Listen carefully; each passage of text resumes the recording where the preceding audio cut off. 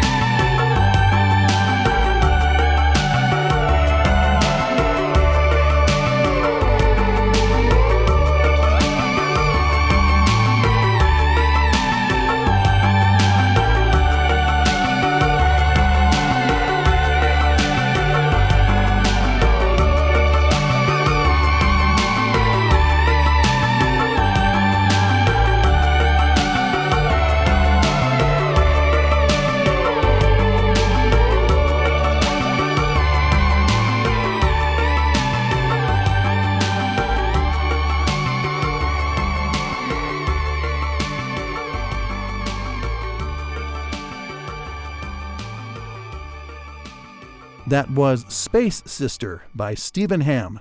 You can get a free download of that song by visiting Stephen's website and signing up for his mailing list. I've got the link on my website, theremin30.com.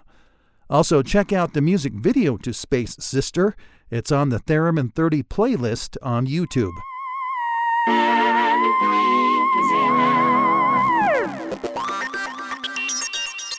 Up next, I've got new music from Javier Diaz-Ena from Madrid, Spain. This is a track called Impossible Memories. And believe it or not, every sound on this song and the entire album was created with a theremin, including the percussion. Javier used a Subscope 120th anniversary model theremin with its adjustable velocity and white noise generator, along with some outboard gear, to create all the drum sounds you hear in this track. Here's Javier Diaz-Ena with Impossible Memories.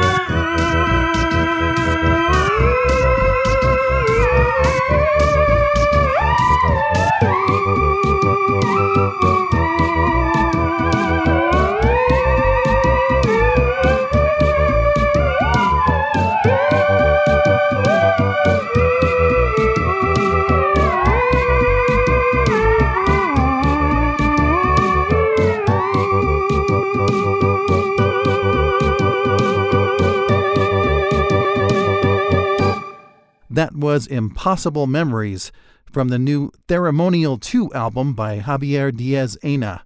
Javier has scheduled an album release concert for November 14th in Madrid. For details, follow the link on the Theremin 30 calendar of Theremin events. And it happens to be time now for a look at that calendar, with highlights of Theremin concerts and events that you can attend over the next several weeks. Andrew Levine will be performing in Stuttgart, Germany on November 5th. Carolina Ike has a couple more stops on her U.S. tour before returning to Europe for shows in the U.K., Germany, Austria, and Malta. Torvald Jurgensen travels down under for 5 performances in Australia this month. The annual Theremin Academy in Lippstadt, Germany runs November 22nd through the 24th. Lydia Kavanagh leads a Theremin masterclass on November 24th in Moscow, and on December 5th in London, the Radio Science Orchestra will perform their Theremin 100 program at the Innovation in Music Conference. RSO's Bruce Woolley will also be one of the keynote speakers. And just a reminder, there are so many Theremin events going on around the world every month, especially this year, that I can't possibly keep up with all of them on my own. So if you don't see your event on the calendar, it probably just means that I haven't heard about it yet. So send me the details through the Theremin 30 website or the Theremin 30 Facebook page.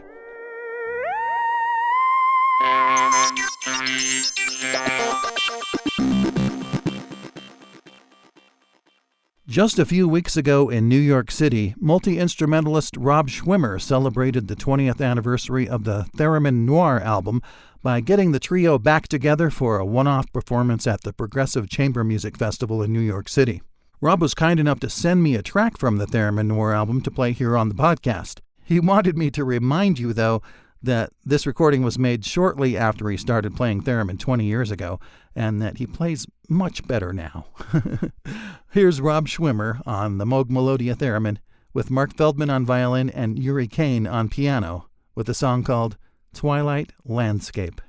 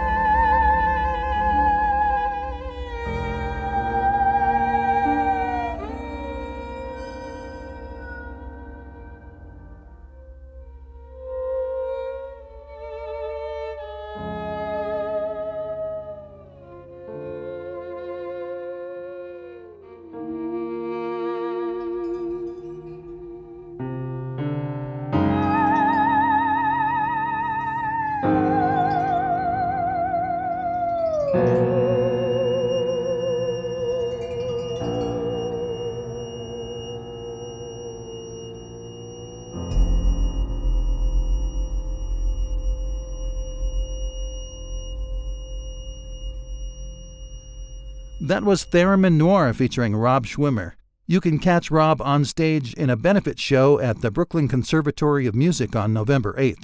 Then he'll be at the Kennedy Center in Washington, D.C. from November 14th through the 17th, playing in the backing band of the Mark Morris Dance Group production of Pepperland, a dance tribute to the Beatles' Sgt. Pepper album. Follow the links to these shows on the Theremin 30 calendar for more details.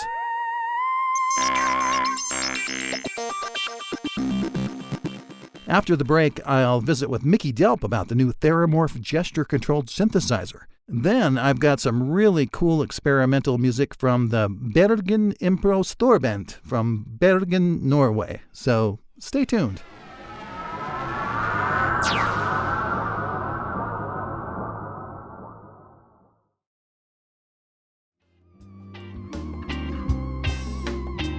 This past September, I attended KnobCon. It's an annual synthesizer convention held just outside of Chicago. One of the cool new products on the trade show floor was a portable synthesizer that you can play almost like a theremin. I thought it might be of interest to some of you, so I invited one of the designers to tell us all about it. Mickey Delp, thank you so much for being on Theremin 30. Rick, thanks for having me. What is the Theramorph, and how is it that you came to this collaboration with Electrofaustus to create it? The Theramorph is theremin-ish. I like to call it a synthesizer with a theremin-esque control. So it's not a classic theremin in that, first of all, there's only one control, not a separate volume and pitch. The pitch control also is a gate control. So when you move your hand over it, it's like pressing the key, and the distance is the pitch. So it combines both of those in one control. Delptronics is known for electronic percussion modules, and Electrofaustus is known for noise devices. So pretty different product lines. How did the two companies get together to create the Theramorph? We originally got together to do the Blackfly, which is an amplified spring. They have a pedal version of it, and they came to me and said, can you make a Eurorack module out of it? And so we did that. That was our first collaboration. And they have this relatively simple phototheremin pedal. And they said, hey, do you think this would make a good Eurorack module? And we started talking, and I said, I don't know, because all the wires are going to cover the sensor. But maybe we could just make a new version of the pedal and just do it up and make a full-featured synthesizer with the optical control. And they were all on board. And so we designed what features would go in it, and I designed the circuitry, and I think that's the whole story. One thing with a phototheremin traditionally is that it relies on an external light source, whether it's the ambient light in your room or you can play it with a flashlight. Now, this is different in that the light source is in the instrument as well as the sensor. So how does that work? The typical phototheremin is a light-sensitive resistor. So it acts like a potentiometer, which is a knob. It's the same thing, but light-controlled. So for this, I went with a more advanced infrared sensor. So the sensor itself has an infrared LED and a receiver. Because it has its own light source, if someone wanted to use this on stage in a dark club, it would still work just as well as if it were a brightly lit room, right? Yeah, absolutely. The light in the room is irrelevant. The only time it would not work great is in direct sunlight in noon. Oh. But indoors, any lighting conditions work fine. I gave it a try to play it like a traditional theremin, to try to play a melody on it. And here's a little sample, and I'm way off key. It's something that's going to take a learning curve, but here's my attempt.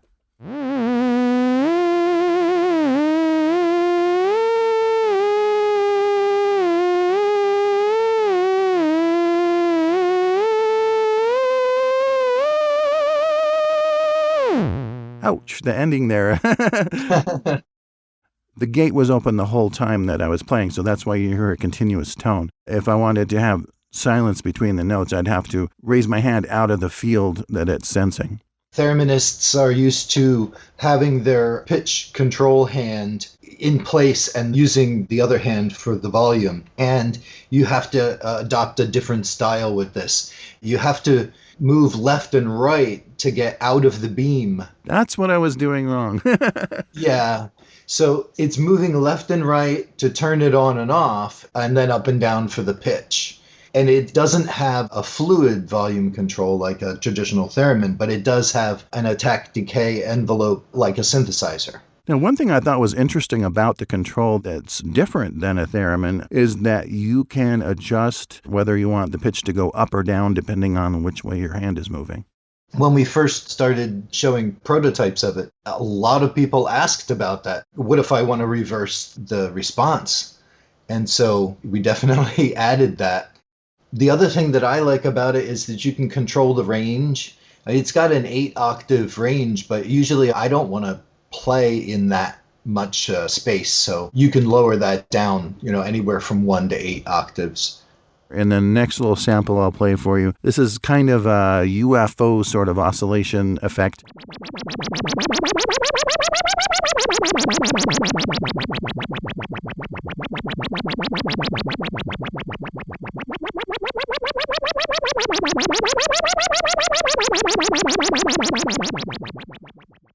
The instrument is just a lot of fun, and you can totally noodle around on it and make crazy sounds and use that through a bunch of pedals and make that your main instrument for sure. But it's a nice accompaniment. I play drum machine and sequencers controlling synthesizers when I perform, and so I like the Theramorph because it's another synth to me.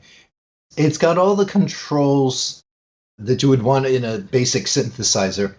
It's got MIDI in, and I can just hook it up to my sequencer and play it that way. Then you can use the sensor for controlling something else. And there's a lot of different combinations with all the inputs and outputs. And one of the combinations I tried was I connected my Korg SQ1 sequencer to the Theramorph using CV, and I didn't get really deep into it, but just wanted to see if it worked. So here's a little sample of what I came up with.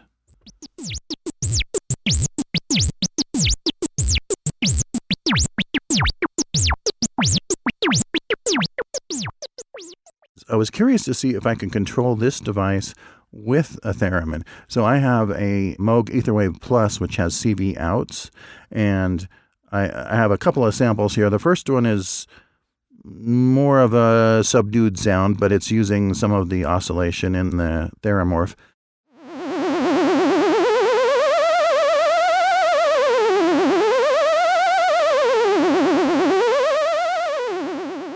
And then the second one is kind of a bass sound where you actually hear the gate open and close.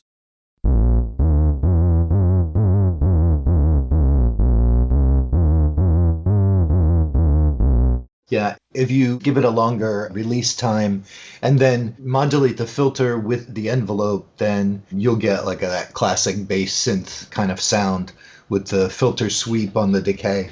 So how do people get one of these?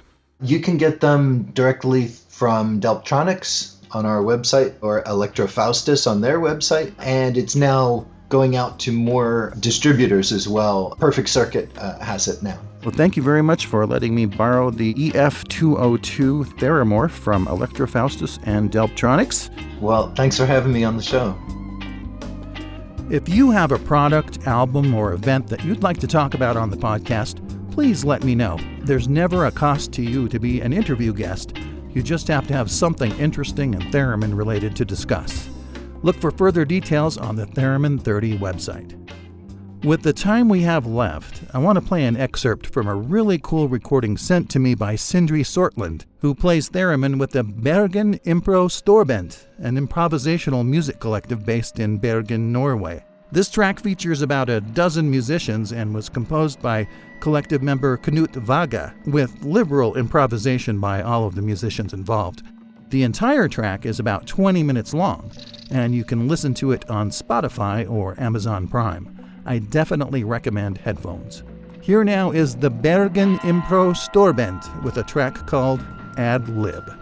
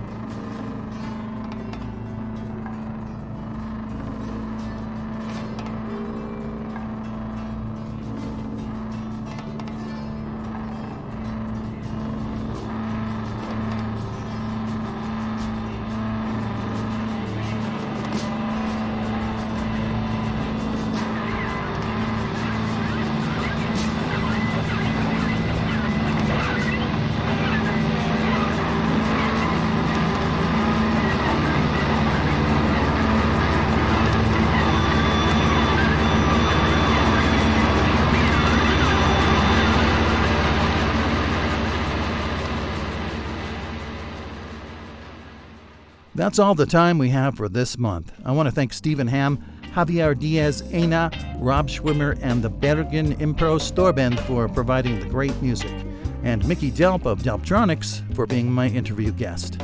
In the December episode, I'll be visiting with Dorit Chrysler of the New York Theremin Society.